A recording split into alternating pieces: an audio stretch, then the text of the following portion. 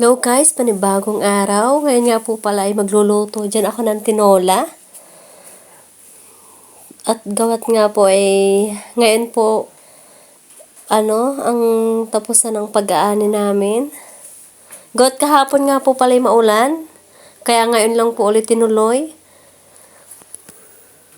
Ay buti po ngayon ay apakainit talaga ngayon. Ang ganda po ng panahon ngayon. Abay sana ay maghapon na yan at tuloy-tuloy. Ay kawawa naman yung ibang palay eh. Mga dapa na eh, hindi pa naaani. Gawat ulan nga ng ulan. Ay tingnan nyo naman guys, oh, apakainit. Apakaganda ng panahon guys.